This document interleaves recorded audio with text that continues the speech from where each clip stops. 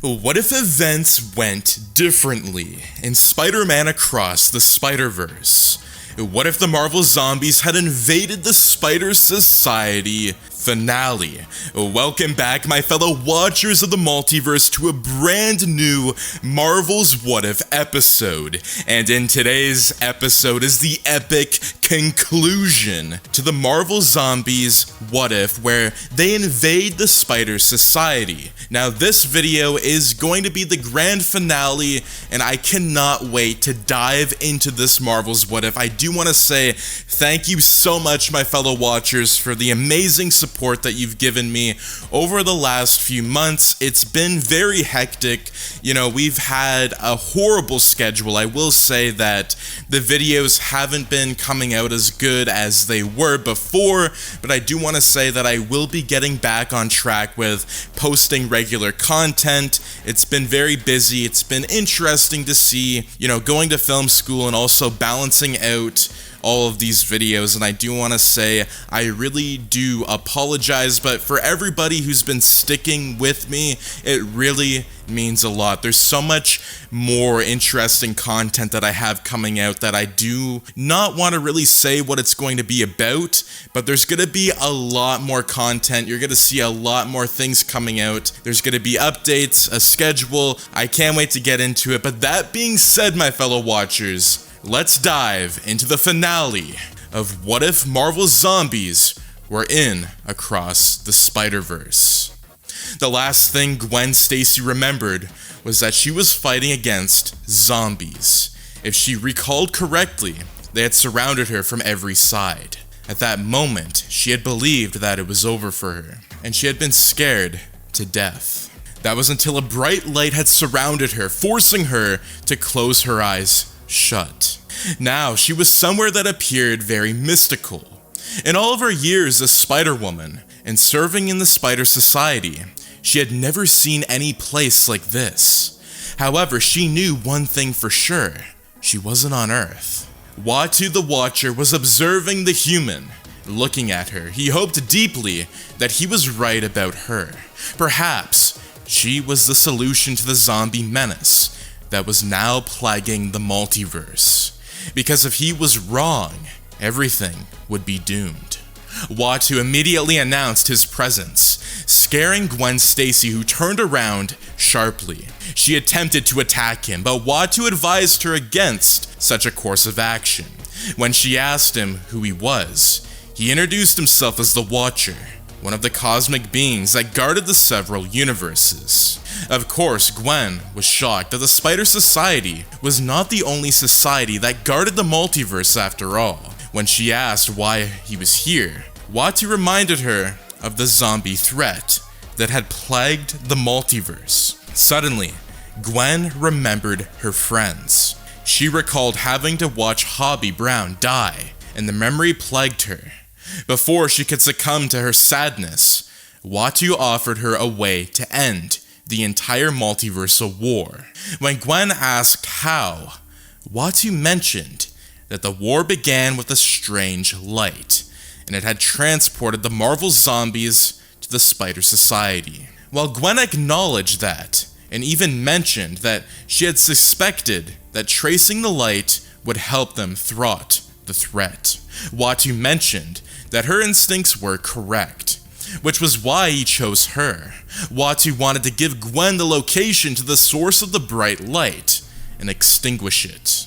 Uatu went ahead to mention that the bright light was actually a temporal wave, and it was steadily sweeping across the entire multiverse, annihilating some universes and gravely changing some. Therefore, while many universes were being attacked by the Marvel Zombies, the temporal wave would eventually return and destroy everything unless Gwen did something about it. Hearing the stakes at hand, Gwen asked what she had to do. A month later. Location: Earth 42, Prowler hideout. If being the Prowler had taught him one thing, it was that Miles had to be prepared for anything at times. Perhaps this way, why he was little to not surprised when a month ago, a portal had opened in his universe, and an alternate version of himself had emerged from the portal and attacked his world. The odd thing about this emergence was that this alternate version of him, also a zombie of course, Miles had done the bravest thing. He had chose to flee from the impending army of doom. He had spent this last month plotting out a way to destroy the zombies, who had set up a new headquarters on his Earth. There was just something about this set of zombies. Other than being intellect, they resembled a set of former heroes. His uncle Aaron Davis, had been studying the zombies for the past month, and noted that these zombies were unlike anything he had ever imagined. Aaron had also sadly noted that if it would be rather difficult to win the war against the zombies. Of course, Miles' Earth had now been reduced to a dystopia, thanks to the emergence of the zombies. As if his world wasn't already wrecked enough, in his city, in spite of his initial reservations, Miles had been able to rescue a lot of people, and hide them in underground tunnels with the assistance of his uncle. A lot of persons had wondered why a criminal like Miles Morales would want to do something heroic, but he asserted that the zombies had invaded his territory, and every criminal asserted dominance over his territory. Of course, his reasoning seemed convincing enough, but then, he had often wondered what his world would be like if heroes had existed in his city. Perhaps maybe things would have been different for him. He kept on observing the monitors which had connected to every security camera in the city. He had to admit his uncle had outdone himself on this one. As Miles stared, he could infer that the zombie infestation was larger in the north part of the city, leaving the south filled with a few zombies that would be easily taken out. His hideout was already becoming strained on resources, and he was thinking of moving some civilians to another hideout. He staked out somewhere in the city. Right now, he was uncovering the right route to take. He donned his Prowler mask and signed. It was time to go to work. Location, Earth 42, Zombie Headquarters. Earth 1610 Zombie Miles consumed the flesh in front of him with passion. As he tore through the skins in hunger, he did not mind that his captain, a zombified Miguel O'Hara, was watching him, smiling at him. For a moment, Zombie Miles stopped to recall the events of the past few months. He recalled the day the zombies invaded the Spider Society headquarters, like it was yesterday. He remembered how the zombies had attacked several universes in no time, and he remembered losing all of his friends to the fight. In their final fight, at the Spider Society headquarters, they had a plan to burn the building in order to destroy the teleporter. One key thing that stood out in the fight was the death of Peter B. Parker. Miles remembered shooting him with the Venom Blast, ending his suffering once and for all. He remembered being bitten by Spider-Cat, and now, here he was, the commander of O'Hara's army, and O'Hara's best soldier. He stopped eating the flesh and looked up at 2099 Spider-Man, struggling to suppress the hunger in his eyes. Surprised that he stopped, O'Hara charged him to finish up his meal, but Zombie Miles said that he was full. This came as a shock to O'Hara, who admitted that many zombie Spider-Man would kill for the special one on one dinner Zombie Miles had with him. But Miles admitted that he was alright. Besides, he had work to do. And with that, O'Hara nodded and proceeded to note that the Resistance was getting more clever by the day. When Zombie Miles asked why they had not left the city to another universe, O'Hara noted that he was trying to be smart. If they ravaged every universe at once, then there would be no food left for them. What O'Hara did not tell Zombie Miles was that the main reason he stopped the zombies from attacking more universes was that he had to pick up a sort of destructive force, which was wiping out universes one by one. By his calculations, the wave was going to reach Earth 42 last, and before then he was going to obtain something he believed could protect him, something that was in the hands of the Resistance, which was why he remained on this Earth, to stalk the Resistance and to steal their tech before the wave destroyed this universe. O'Hara handed over some coordinates to Zombie Miles, informing him that this was the last known location of some of the members of the Resistance. Zombie Miles' orders were to stake the area and to kill, eat, or turn any member of the Resistance he spotted. The civilians were meant to be left unharmed, preserved as food for the zombies. Zombie Miles received the coordinates and walked out of the room. Deep down, he knew he did not want to live like this. However, his hunger directed most of his decisions. What many did not know was that he was working on his hunger. Location, Earth 1610. Morales residence. A month later, Gwen still always came here to cool off whenever she missed Miles. The Watcher had since revealed Miles' fate to her, which had caused her more pain than she could have ever imagined. The Miles that she loved was gone, and he was now a monster, and she could not fully understand. Deep down, Gwen only hoped that all this damage would be reversible. She had accepted the Watcher's deal to find the source of the dangerous time waves, in return for her father's safety. The Watcher bounced by his rules of non-interference, and had agreed to let Gwen lock her father in a pocket dimension. Here, she had met Miles' parents, Mary Jane Parker and Little Mayday Parker. The Watcher had allowed Gwen to reinforce the pocket dimension to ensure that no one would be able to access the dimension except her. Of course, for the past month, she had been going from universe to universe, trying to locate the source of the time wave, but she had been unsuccessful. On days when she felt like a loser, she came here to cool off. Perhaps looking at Miles' old stuff would encourage her to keep on searching. Her tracker suddenly acted up, which brought Gwen out of her train of thoughts. She checked the tracker and was surprised to realize it was detecting a huge time anomaly. This was a surprise to Gwen, given that she had never detected time waves from this Earth before, unless... Gwen suddenly rushed outside and, shocked to see a huge time wave heading towards her direction. Looking forward, she realized that the time wave was obliterating everything in its way. But this wasn't supposed to happen yet. Gwen gasped. She quickly opened her bootleg portal and jumped in immediately, as Earth 1610 was wiped away by the time wave. Location, Earth 42, on the streets of New York. When Zombie Miles arrived at the area, he was not alone. He had Zombie Spider-Cat with him as a backup, and it was quite ironic for him to be here with the very thing that turned him into a zombie. However, he did not care. He was here too to get rid of the members of the Resistance, and he found her. He carefully observed the environment, his heightened senses picking up drugs of all kinds. From his knowledge, Earth 42 had no Spider-Men in this city, and it was overrun by crime before the zombies attacked. He remembered hiding out in this world and with Gwen when the zombies first attacked the Spider Society.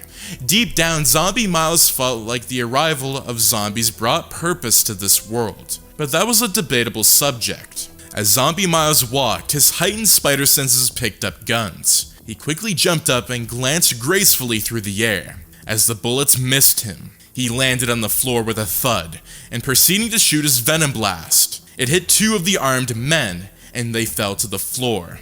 Sensing another armed man behind him, Miles shot a web at a car and hurled it towards the man. He got his desired results as the car crashed into the man, which was followed by the man's loud screams. His spider sense picked up another person behind him, and he turned immediately, blocking the punch that was coming his way. Zombie Miles immediately grabbed the man's arm and sunk his teeth into his flesh, earning a scream from the man. As the man fell to the floor, he began to grunt in pain. Normally, Zombie Miles would have jumped on him and consumed him, but then there was something about the despair in the man's eyes that haunted him. Zombie Miles knew what that despair was. This was a true soldier. He would rather die on the battlefield than turn into a zombie. Well, technically he wasn't a soldier, but a criminal who was forced to defend his hometown against zombies. But apparently criminals had dignity too. Zombie Miles heaved a sign and shot the man with the venom blast, and he electrocuted him to death. A monster just like Miles was. Zombie Miles' spider senses had not detected a sniper aimed at him, but from afar. At that moment, the spider cat jumped at the assailant, causing him to miss. Zombie Miles turned sharply and looked at the building. He quickly swung up to the top of the building where Spider Cat had attacked the man. He had a sort of protective armor on, which prevented the bites from sinking in. That was a very smart move from someone who was in a zombie-plagued world. Suddenly, Zombie Miles heard a gunshot, which came with a little surprise to him. In seconds, Spider Cat was on the floor bleeding out of its zombie-ridden skin. Zombie Miles turned to the assailant, who had a gun in hand. Another smart move. The assailant pointed the gun at Zombie Miles, but Zombie Miles was quicker. He quickly slapped the gun out of the assailant's hands and kicked him to the floor. Then, he jumped on the assailant and pulled off his mask. It was at that moment that the world froze. Beneath him was Uncle Aaron Davis.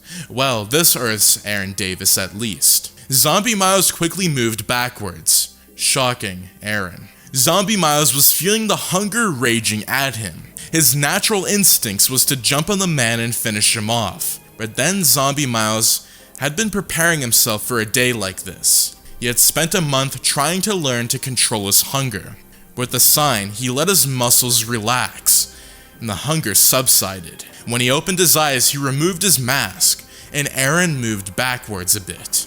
"I'm not going to hurt you, but I have friends who might," Zombie Miles noted, gesturing for Aaron to leave. A shocked Aaron immediately ran out of the scene, leaving Miles to collapse on the floor in agony. Location: Earth 42, Prowler hideout. When Gwen Stacy had jumped into the bootleg portal, she had been in a frenzy. Therefore, she had not been able to tell where she was going to land. But now she looked around and realized that wherever she was in trouble. Miles Morales, the Prowler, was shocked at his sudden visitor. He had his suit on and did not hesitate to attack her. Gwen, on the other hand, was prepared. She charged at him and she swiftly defended his attacks and proceeded to give some kicks and punches of her own. In no time, Gwen had the Prowler subdued. Then she immediately told him that she was not his enemy. When he asked why he should trust her, she said that because she knew his identity, and she knew about his zombified alternate self. Moreover, she knew how to end the zombie war, once and for all. This was a proposition Miles Morales could not refuse. When Gwen Stacy showed him the statistics on her tracking device, Miles was shocked. Apparently, this zombie apocalypse was caused by a time wave transporting the zombies to the Spider Society headquarters, which was a weird name to Miles. And this time wave was now destroying multiple universes one by one. According to the stats, Earth 42 was the last hit, and according to Gwen's new calculations, the wave was scheduled to hit Earth 42 in approximately 48 hours. The thought of his home world being completely annihilated wasn't sitting well with Miles. He asked what they could do to save his world, and Gwen informed him that if she found and destroyed the source of the time waves would propel against itself, releasing a massive after effect that would erase all the damage of the original time wave that had been caused. This way, it would be like the zombies never invaded in the first place, and everything would be back to the way that it was. However, Gwen revealed that she had staked out so many universes, and she had been unable to find the source of the wave. Moreover, the wave could not destroy the world that was creating it. Miles suggested that, what if the wave wasn't coming from any universe? At first, Gwen found that absurd, only to stop in her tracks. Then it hit her. The wave was coming from a pocket dimension. But then, how was she going to locate the pocket dimension that the wave was coming from? Even the Watcher could not do this, so how was she going to? One thing about the pocket dimensions was that it was difficult to trace, but Gwen knew one thing for sure. Wherever this wave was coming from did not have the Watcher's protective shields, so with some sort of device, she could track and enter it. All she needed now was a device. Miles suggested that she would not be able to find such devices in the zombie headquarters in Earth-42, but they would not be able to access the headquarters because O'Hara had placed several temporal dampers in the building. Thus, no one could open a portal into or out of the building until the dampers were out. Gwen immediately responded. They would need someone on the inside to deactivate the dampers so that they could attack. Miles responded by laughing, asking which zombie would be comfortable with helping them. "Maybe a zombie that looks like you," Aaron Davis said as he walked into the room. As soon as he spoke, Gwen's heart skipped a beat. He was talking about zombie Miles. Location: in the streets of New York. Aaron Davis was right. Zombie Miles had not returned to his hideout. He remained in the top of the building, watching over the entire city. He seemed to be lost in his thoughts. Gwen and Miles, the Prowler, arrived through a bootleg portal, causing Zombie Miles to turn sharply. However, he relaxed the moment that he saw Gwen. He could not believe it. Gwen was alive. Gwen, on the other hand, completely forgot about the risks involved. She ran towards Zombie Miles and enclosed him in a very tight hug. Zombie Miles hesitated at first, afraid that he would hurt her, but as he felt her warm embrace, he realized the love he felt was stronger than his hunger. Gwen was alive, and that was all that mattered. But how? Zombie Miles asked. Gwen noted that there wasn't any time to explain. However, she needed his help, and she needed to be sure that she could trust him. Miles, the Prowler, stepped forward, rudely apologizing for interrupting the moment. He noted that while he was not comfortable with the idea of trusting a zombie, especially the zombie that led the invasion of his Earth, he wanted the war to end, and Gwen had a plan. And for their plan to succeed, they needed Zombie Miles.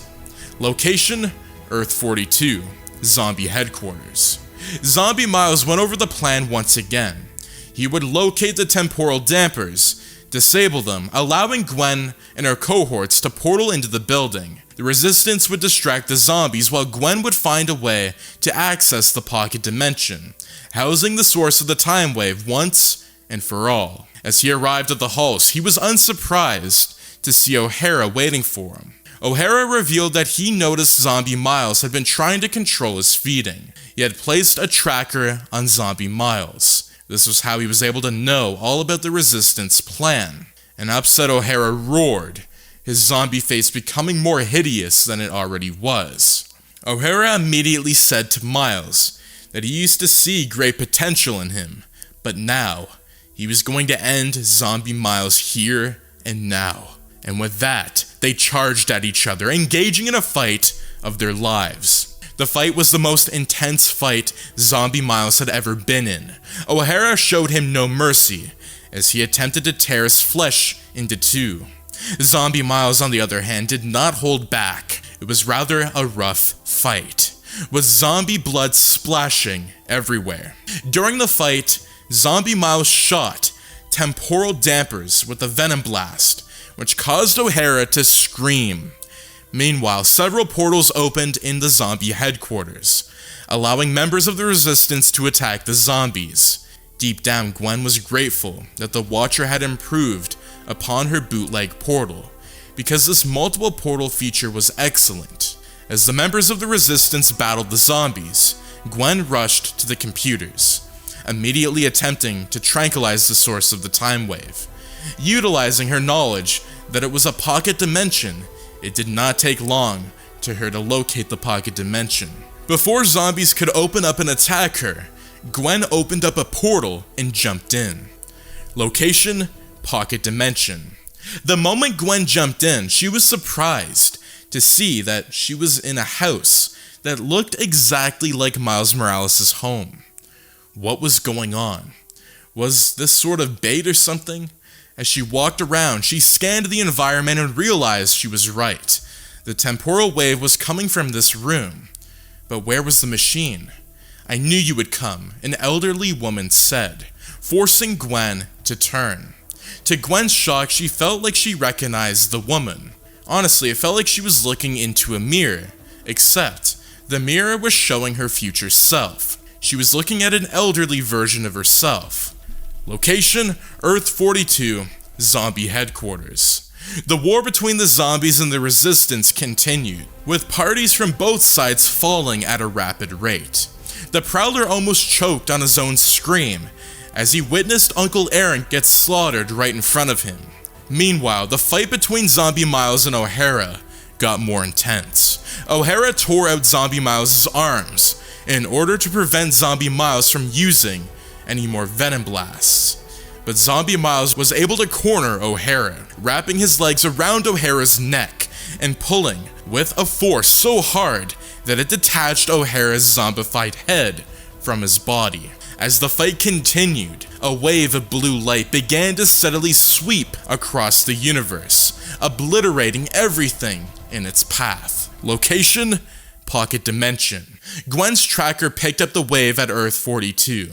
It had arrived earlier than they had expected, and she needed to end this now. Gwen asked her elderly self where the machine was, but the older version of Gwen refused to give in. She admitted that in her universe, the death of Miles, her husband, was a canon event, and she built a time machine to preserve her universe, while keeping her husband alive. In this way, she had inadvertently erased her entire city from their universe and trapped them into a pocket dimension, where she was able to live happily with Miles.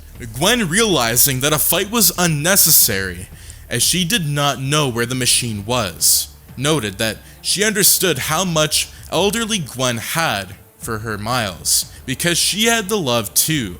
However, she also knew that deep down, Miles would not want so many people to be sacrificed, so that he would remain alive. It was at this moment that Gwen noticed elderly Gwen's locket. Of course, built a time device as small as a locket, so that no one would identify or destroy it easily. This was why they found it so difficult to trace the source of the waves. With a deep breath, Gwen sent her webs flying towards the locket. The locket came crashing down into the floor, breaking it into a million pieces. And then, the last thing Gwen remembered was a white light. Location, somewhere in the cosmos. Watu smiled as he watched the multiverse reset itself. With a sign, he admitted that indeed his interference had been able to save the multiverse.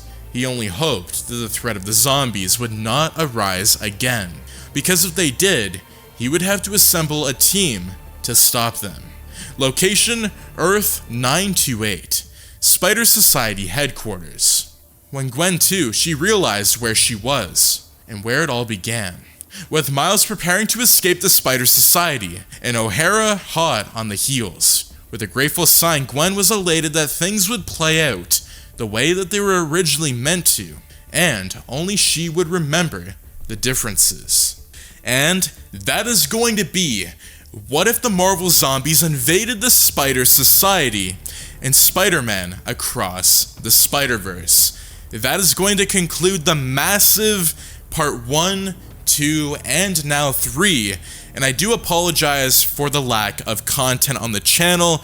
There's going to be some sort of update video that's going to be updating everybody on what content's going to be coming out, because I do want to start posting regular content on Monday, Wednesday, Friday, but unfortunately since September, I've really had a hard time with getting content put out because I've had so many assignments and so many different things have been going on in the background. But I do want to say, my fellow watchers, thank you so much for tuning in, because there's so many different updates that I have for the channel. We got, if I had written The Amazing Spider-Man and Sam Raimi's Spider-Man, as well as different What If videos that are coming out soon. So again, I do want to say I apologize for the lack of content, but there will be more videos soon. And I do want to say, if you guys do enjoy these videos, do make sure to subscribe, like, share, and turn those notifications on so you and your friends are up to date with the latest content. That being said, thank you so much for tuning in, and I'll see you in the next video. Take care, and have an amazing day. Peace out.